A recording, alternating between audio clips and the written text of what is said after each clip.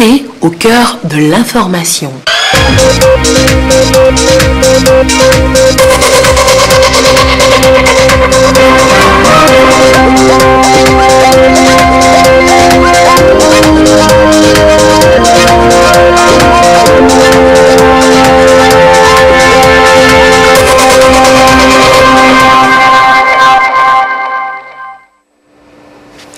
Il est l'heure du journal sur la télévision togolaise. Madame, Monsieur, bonsoir. Et voici les titres de cette édition. À découvrir dans ce journal la suite des préparatifs des échéances électorales prochaines. La CENI a présenté aux représentants des partis politiques cet après-midi le chronogramme de ces activités pour le compte des législatives de décembre prochain. Et les formateurs des agents de la Force Sécurité Élection FOSÉ 2018 ont de leur côté débuté leur formation. Et puis la Convention 2003 de l'UNESCO pour la sauvegarde du patrimoine culturel immatériel et développement durable fera l'objet de vulgarisation auprès des acteurs locaux sur toute l'étendue du territoire national. Une disposition mondiale pour une mise en œuvre participative des dispositions de cette convention. À découvrir également dans cette édition. Voilà pour les titres. Les préparatifs des échéances électorales de décembre vont bon train. Ce matin, le ministre en charge de la sécurité a donné le ton à la formation des formateurs de la Force Sécurité Élection FOSÉ 2018. Un processus pour permettre à ces hommes et femmes, agents de sécurité, de faire régner l'ordre et la sérénité avant, pendant et après les élections. Les précisions avec Yves Agbevivi. C'est un recyclage qui porte non seulement sur le rappel des principes fondamentaux et techniques de maintien de l'ordre en période électorale, mais aussi sur des modules relatifs aux droits de l'homme, au droit international humanitaire et à la police citoyenne. Une formation des formateurs qui va durer du 17 au 20 septembre 2018 et qui entre dans les préparatifs en vue de l'opérationnalisation de la Force Sécurité Élection FOSÉ 2018. À l'ouverture officielle de cette formation, financée par le Programme des Nations Unies pour le développement PNUD, le président de la Commission électorale nationale indépendante, CENI, Kodjona Kananga, s'est félicité de l'initiative, eu égard aux résultats attendus, résultats liés à la mission assignée à la FOSÉ. Nous nous en réjouissons, d'autant plus qu'avec la création de cette force, nous nous acheminons résolument vers des consultations électorales apaisées et sans violence. Aussi, voudrions nous souhaiter la cordiale bienvenue à l'ensemble des participants au présent atelier. Les objectifs assignés à la présente formation sont de nature à rassurer nos compatriotes et à raffermir la sérénité. Nous savons que les forces de sécurité ont toujours fait montre d'un savoir-faire et d'un savoir-être. Elles ont acquis un professionnalisme avéré en matière de la sécurisation des processus électoraux qui se démontre tous les jours ici et ailleurs. La création et la mise en œuvre des activités de la FOSÉ est un gage de la réussite de notre mission. Elle en est tributaire, elle est rassurante. Au total, la FOSÉ préserve la quiétude, la sérénité des biens et des personnes et donc la sécurisation des consultations électorales avant, pendant et après. Le représentant du PNUD, Daniel Mama, à cette ouverture, a rappelé l'objectif poursuivi par les partenaires en finançant cette formation. Notre appui s'inscrit également dans le cadre de notre mandat d'aider le gouvernement à respecter et à mettre en application les instruments internationaux de protection des droits de l'homme auxquels il a adhéré. Et je voudrais dire que c'est important parce que les forces de sécurité sont au cœur de la question de la paix sociale et du respect des droits de l'homme.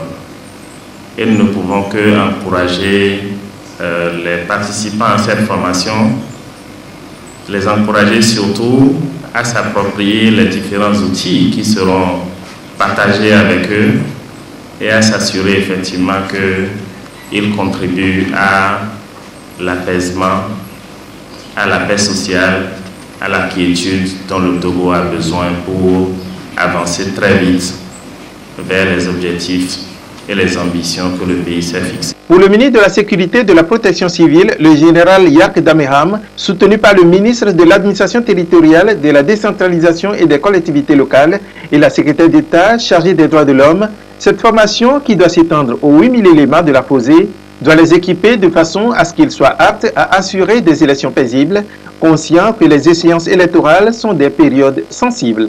Nous devons garder à l'esprit que chaque élection comporte des enjeux nouveaux et constitue un défi majeur. Pour ce faire, en plus de la consolidation des acquis des années passées, nous avons le devoir de tout mettre en œuvre pour garantir la tranquillité et la quiétude auxquelles aspirent tous les acteurs impliqués dans le processus des prochaines élections. C'est d'ailleurs l'une des raisons pour lesquelles nous avons tenu depuis les dernières échéances électorales de 2015, en plus des modules habituellement enseignés par le passé, à intégrer dans la formation de la force la notion de police de proximité. La mise en œuvre de ce concept permettra de restaurer la confiance entre toutes les composantes de la population et nos forces de sécurité. La question électorale au regard des instruments internationaux sur les droits de l'homme, la gestion des réunions et manifestations publiques pacifiques par les forces de l'ordre, les principes de base sur le recours à la force et l'utilisation des armes à feu par les responsables de l'application des lois et les arrestations et détentions dans les situations de troubles internes sont entre autres thèmes qui seront abordés au cours des 4 jours de formation des formateurs. Ces derniers se chargeront de dupliquer les acquis de ce recyclage sur l'ensemble du territoire du 20 au 29 septembre 2018. Et de son côté, la Commission électorale nationale indépendante, dans sa mission d'organisateur et de superviseur de ces élections, a tenu une rencontre cet après-midi avec les représentants des partis politiques. L'idée était de les informer du chronogramme des activités établies par la Commission et sur les dispositions pratiques. Serge Tastom et Félix Mdacha nous en disent plus. Cela relève de ses prérogatives, organiser les élections libres, transparentes, démocratiques et inclusives. Pour ce faire, il lui faut travailler en synergie avec les parties prenantes en période électorale, parmi celles-ci, les partis politiques. D'où la présente rencontre d'échange et de partage voulue par la Commission électorale nationale indépendante avec les partis politiques pour faire le point sur ses activités depuis son installation et le chronogramme en lien avec la feuille de route de la CEDEAO. Nous avons été informés du chronogramme pour ces élections-là. Nous avons appris qu'il y a un élément nouveau. L'élément nouveau concerne les locales qui sont projetés sur la date du 16 décembre. Donc nous, les partis politiques, ayant cette information-là, nous devons nous mettre au travail pour être dans ce chronogramme-là. Il faut que nous commençons à donner l'information sur le terrain, à la population, à nos militants, et surtout commencer par préparer les candidatures pour les locales, les candidatures aussi pour les législatives, et coopérer avec la CELI pour la réussite de ces 2 élections-là à venir. Ils ont beaucoup travaillé. Quand nous on était dehors, on n'est pas encore arrivé. Nous ne savons pas qu'il s'est passé beaucoup de choses comme ça. Aujourd'hui, nous nous rendons compte de la réalité. Que la CEDEAO qui est en train de nous accompagner et afin d'endiguer notre crise, a parlé du 20 décembre et cette date est maintenue. Bon, apparemment aussi maintenant, il parle des locales et du référendum. Qu'est-ce qu'il en sera vraiment? Ça, je ne saurais le dire. Voilà qui est dit, les élections législatives sont pour le 20 décembre. Mais déjà, les Togolais sont conviés à des élections locales et référendaires quelques jours plus tôt, le 16 décembre. 2 dates importantes donc, qui nécessitent l'implication de tous pour la réussite des échéances. Le président de la CENI, le professeur Kodjana Kadanga, au nom de l'institution qu'il dirige, a exhorté à cet effet tous les responsables des partis politiques à œuvrer par la sensibilisation et la mobilisation de leurs militants afin que le maximum de Togolais en âge de voter puisse se faire recenser pour ainsi constituer le nouveau fichier électoral. Et la CENI porte à la connaissance du public qu'elle organise du 1er au 8 octobre et du 17 au 24 octobre 2018 une opération de recensement électoral sur toute l'étendue du territoire national. Les organisations de la société civile légalement reconnues qui souhaitent mener des activités de sensibilisation et d'éducation civique à l'intention des populations dans ce cadre peuvent le faire à compter de demain 18 septembre 2018. La commission rappelle que les programmes et messages concernés doivent être soumis à l'approbation préalable expresse de M. le Président de la CENI dans un souci de cohérence et de vérification de leur conformité avec les prescriptions légales. Le comité des partenariats publics-privés CO3P tient sa première réunion au titre de cette année 2018 à Lomé au siège de la BOAD. À l'heure du jour, l'analyse des projets relatifs aux partenariats publics-privés conçus dans l'Union en faveur des populations. Le comité aura également à plancher sur leur apport dans la réalisation de ces projets afin que les bénéficiaires puissent réellement en tirer profit. Le compte rendu avec Arnaud Kiliou et Luc Assis. Le financement des infrastructures en Afrique connaît un déficit évalué à 100 milliards de dollars par an selon les experts de la Banque ouest-africaine de développement. Les budgets des États ne pouvant pas seuls supporter ce gap, il faut se tourner vers le secteur privé. Les financements en provenance du secteur privé représentent donc une alternative à envisager pour une nouvelle forme de partenariat. C'est dans cette optique que le comité de partenariat public-privé COPPP a été créé au sein de la BOAD. Elle tient ici sa 7e section, la première au titre de l'année 2018. Il convient de noter que la réussite de ce partenariat avec le secteur privé suppose que nos États soient bien formés pour être en mesure de négocier des contrats équilibrés et équitables. En notre qualité de membre de COPPP, nous avons un rôle primordial à jouer dans le processus de mise en œuvre des projets PPP dans l'Union afin que nos populations puissent en tirer tous les bénéfices attendus. Ce comité enregistre déjà 6 réunions. Réunion consacrée aux échanges sur le cadre réglementaire et institutionnel des partenariats publics et privés et la présentation et le lancement officiel du modèle financier d'évaluation comparative développé par l'unité régionale de développement de projets en partenariat public-privé.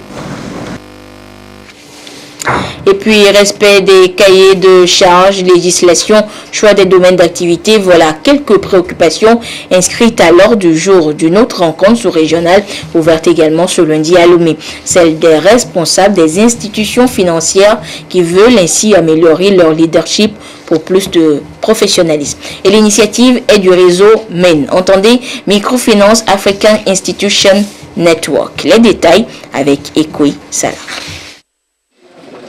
Ils viennent de 7 pays d'Afrique. Ici, à Lomé, ces responsables de 23 institutions financières vont se former en leadership pour plus de viabilité et de croissance des systèmes financiers décentralisés. La rencontre entend les aider à acquérir plus de professionnalisme dans leurs prestations. L'environnement change, les hommes qui dirigent aussi doivent s'adapter à l'environnement.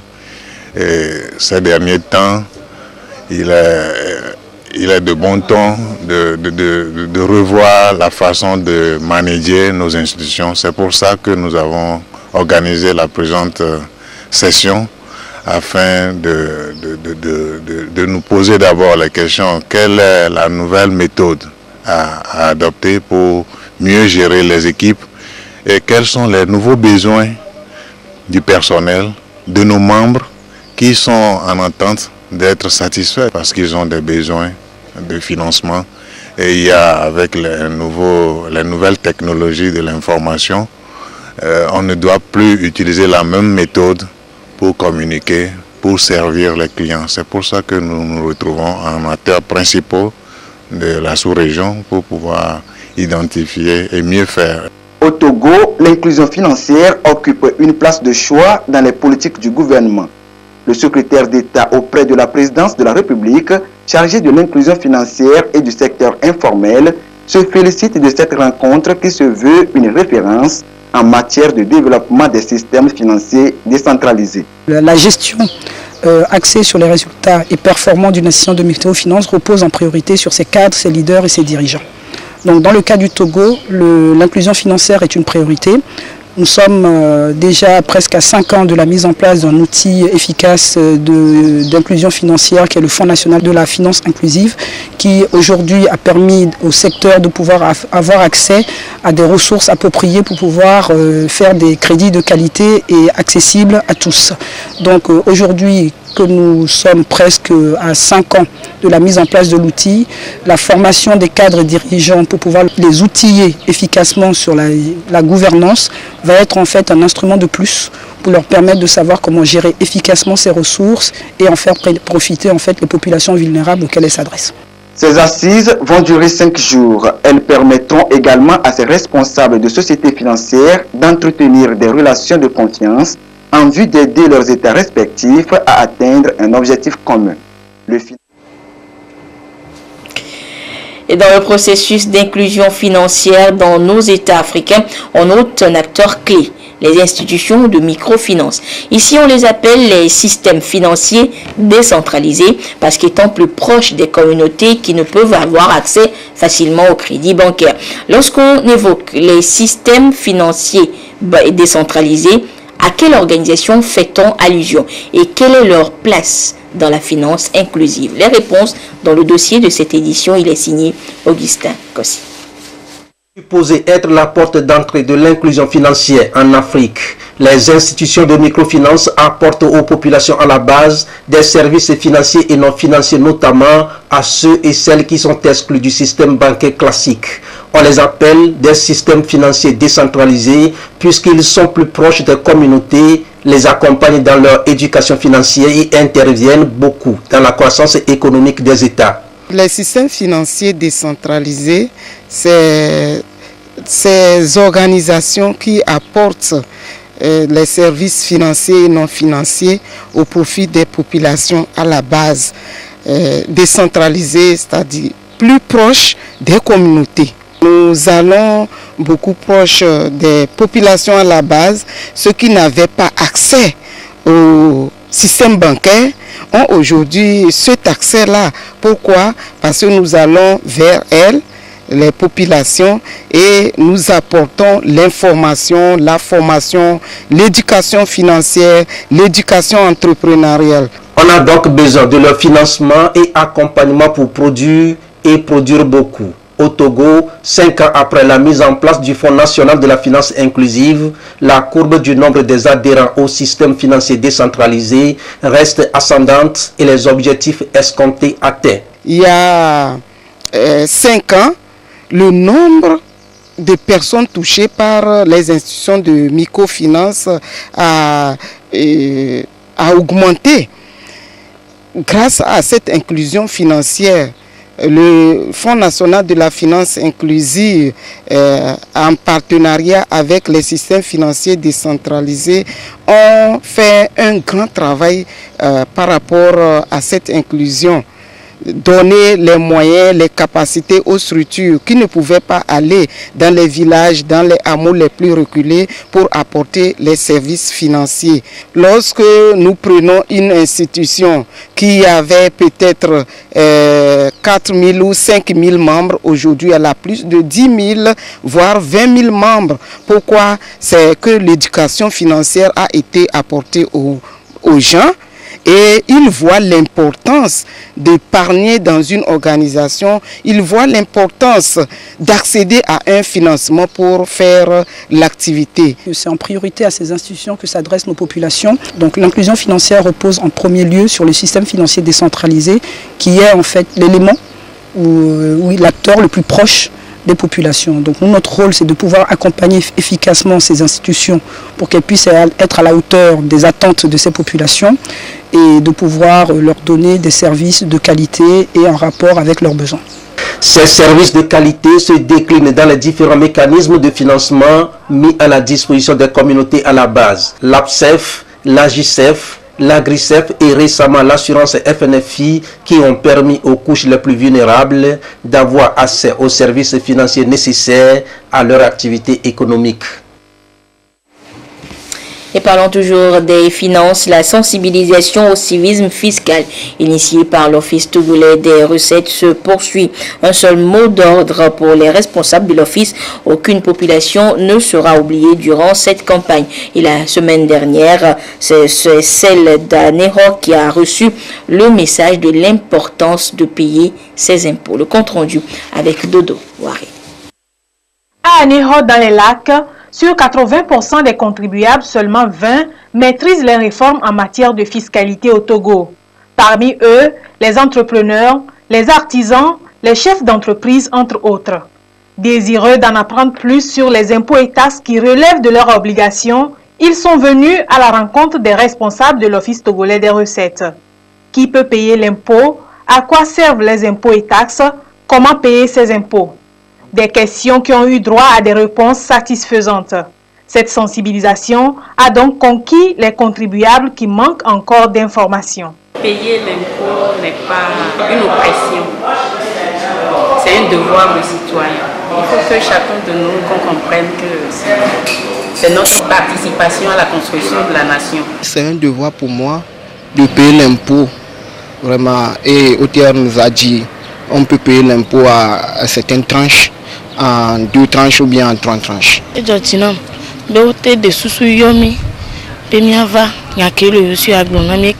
Nous sommes contents de l'appel de l'OTR ce matin. Ils nous ont sensibilisés et nous aussi, nous leur avons soumis nos doléances. À partir d'aujourd'hui, nous n'allons plus fuir et fermer nos ateliers. Et à chaque moment de nos activités, nous épargnerons toujours pour payer nos impôts. Les impôts et taxes aident non seulement l'État dans ses projets et programmes, mais aussi contribuent à l'amélioration des conditions d'investissement et de prestation des opérateurs économiques. Raison de plus pour sensibiliser ces derniers sur leur apport au développement du pays. Ces contribuables, c'est nos partenaires et il va falloir leur apporter les vraies informations. Comment est-ce qu'il faut faire des déclarations, calculer les impôts et payer les impôts. La sensibilisation vraiment est très importante pour l'accomplissement de nos tâches. Je pense qu'on aura toujours de l'affluence. Les gens sont toujours disposés à nous écouter, à nous entendre pour savoir comment s'y prendre. Les contribuables ont exprimé des doléances que les responsables de l'OTR s'engagent à mettre en étude pour une fiscalité plus réussie au Togo. Anéro est la dernière étape de cette tournée de sensibilisation dans la maritime. Elle se poursuivra dans les autres régions du pays. Et face aux nombreux défis auxquels fait face le Togo au niveau du contrôle des finances publiques et de la passation des marchés, les organisations de la société civile se rangent aux côtés du gouvernement dans sa lutte contre la corruption. Et elles y contribuent à travers la recherche de nouveaux mécanismes de sensibilisation des populations sur la culture de la transparence. Le compte rendu à Atakpami avec la correspondance de Silver Abdou. Le Togo, malgré l'existence du code légal de lutte contre la corruption, fait encore face à de nombreux défis en matière de contrôle des finances publiques, de passation de marché, entre autres. Les organisations de la société civile qui accompagnent le gouvernement dans ce sens trouvent qu'il faut, outre la loi, s'appuyer sur d'autres mécanismes relatifs à la promotion de l'éducation, la sensibilisation et la formation des citoyens pour l'ancrage d'une véritable culture de transparence et de reddition des comptes. Ce qui justifie cette campagne de vulgarisation des instruments nationaux pour amener les parties prenantes à s'approprier les contours pour mieux s'impliquer en vue d'une bonne gouvernance et un recul du phénomène au Togo. Pour nous, il est question de sensibiliser et de sensibiliser les populations, les citoyens sur les lois et les textes qui existent pour régulariser ce secteur. À la fin de la formation, que les participants aient accès et maîtrisent le contenu, ce que disent les textes en matière de la transparence dans la gestion des finances publiques. La rencontre marque la deuxième étape de la tournée de sensibilisation entreprise par les promoteurs pour contribuer davantage à la lutte contre la corruption.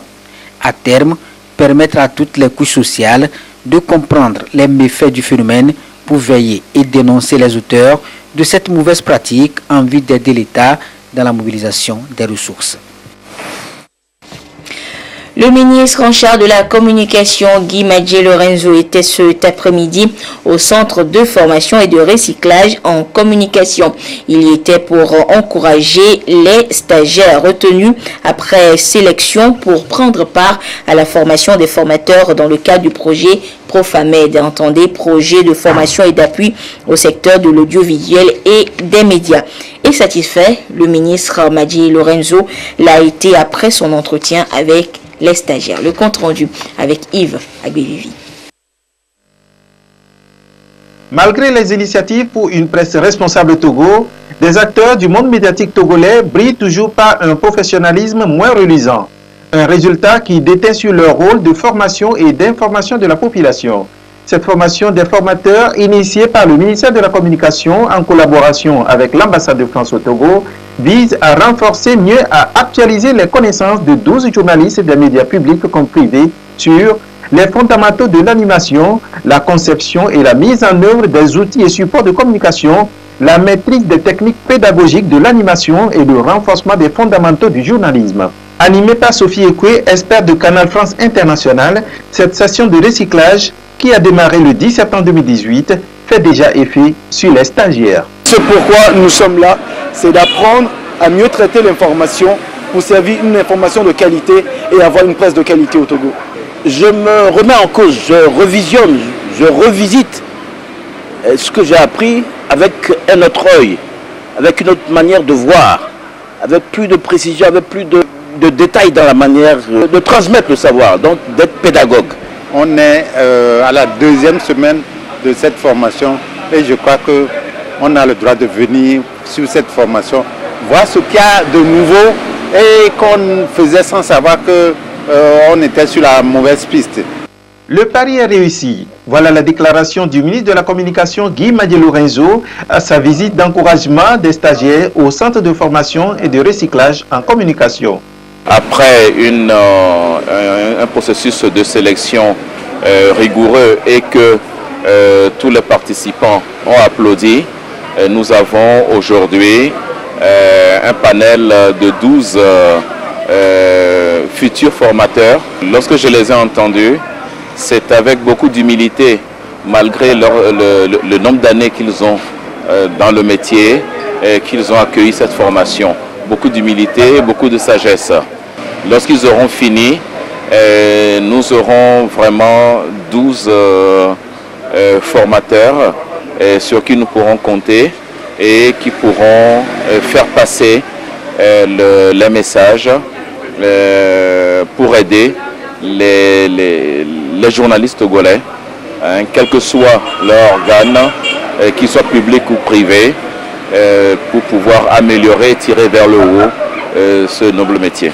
Le projet de formation et d'appui au secteur de l'audiovisuel et des médias, en abrégé Profamed, doit durer 2 ans. Après cette session de formation qui durera jusqu'au 29 septembre 2018, les stagiaires bénéficieront d'autres phases et s'en sortiront nantis de capacités dignes d'un formateur certifié. Ils constitueront un pôle de formateurs aux fondamentaux du journalisme au Togo.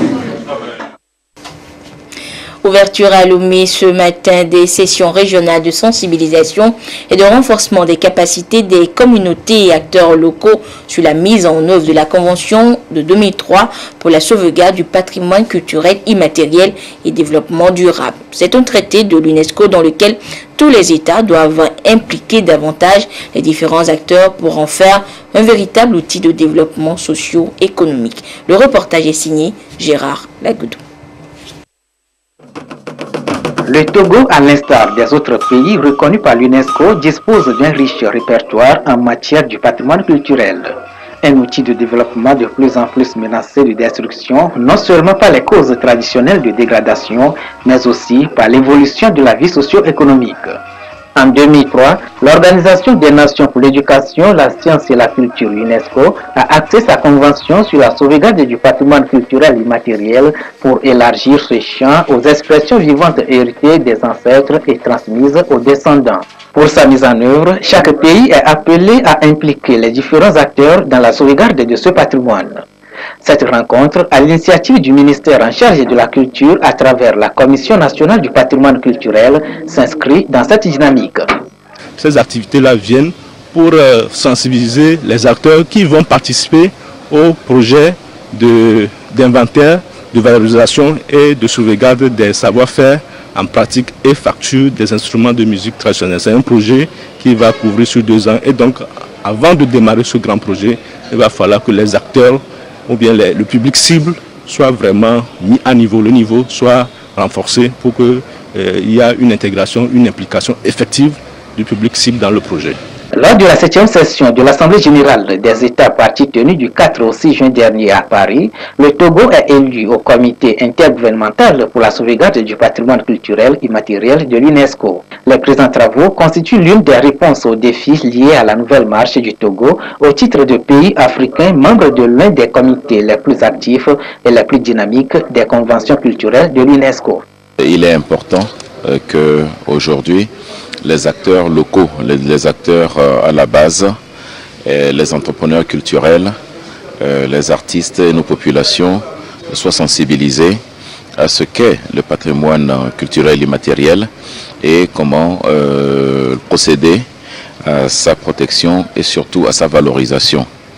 Et procéder à sa valorisation, c'est permettre aux acteurs culturels de pouvoir développer ce patrimoine et pour que dans les milieux où ce développement est fait, ça puisse permettre un développement endogène économique et social et surtout aussi procéder à sa protection parce que aujourd'hui on a tendance à oublier ce que nos us et coutumes, nos valeurs, nos danses traditionnelles, nos masques et autres ne sont pas simplement que des objets touristiques, ils ont une histoire. Il faut connaître ces histoires. C'est ce qui fonde un peu l'ADN de nos sociétés et il est important d'en prendre conscience et de le protéger. Ces travaux de sensibilisation et de renforcement des capacités des comités et acteurs locaux sur la Convention de 2003 vont durer 2 semaines au profit de 180 participants, soit 30 acteurs par région.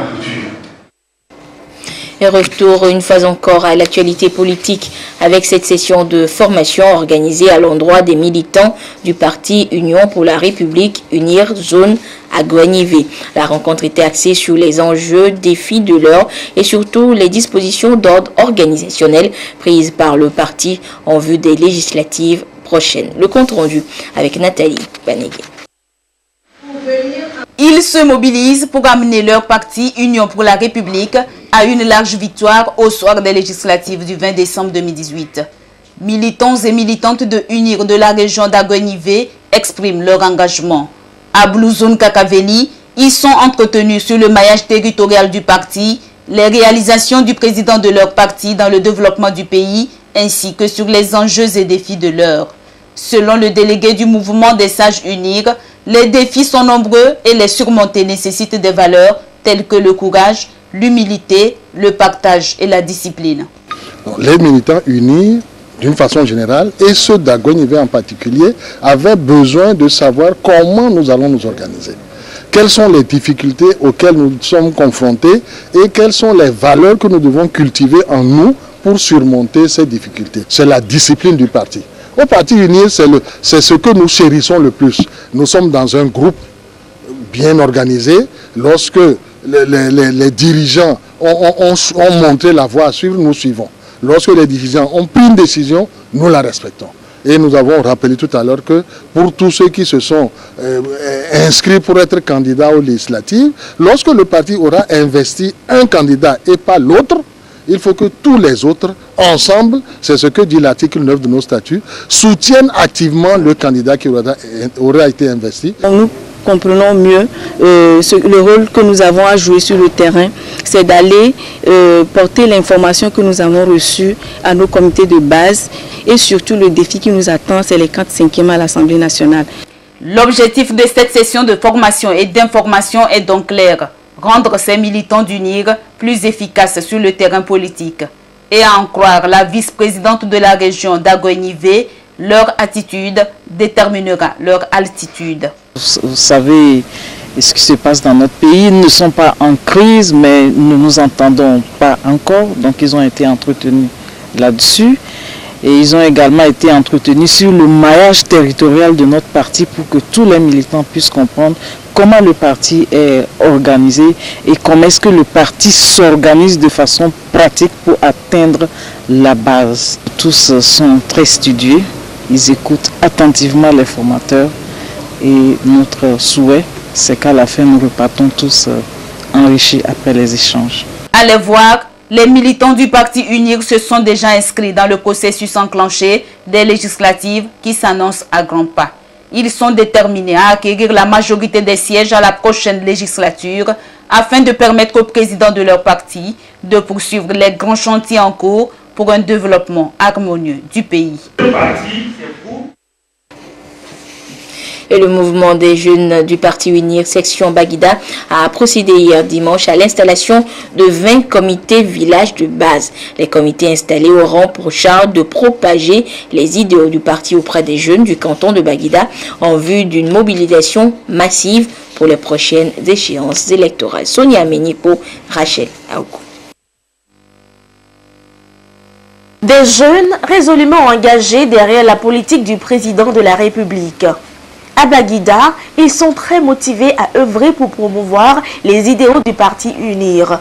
Et pour leur faciliter la tâche, 20 comités villageois de base sont ici investis. Ils ont pour responsabilité de convaincre la population, surtout la jeunesse, à rejoindre le parti UNIR. Le bureau communal MJ8 Baguida a procédé à l'installation des membres des bureaux, des comités de base MJU des 20 villages de la commune de Baguida. Et pour parler de nos attentes, dans chaque bureau, il y a 5 membres.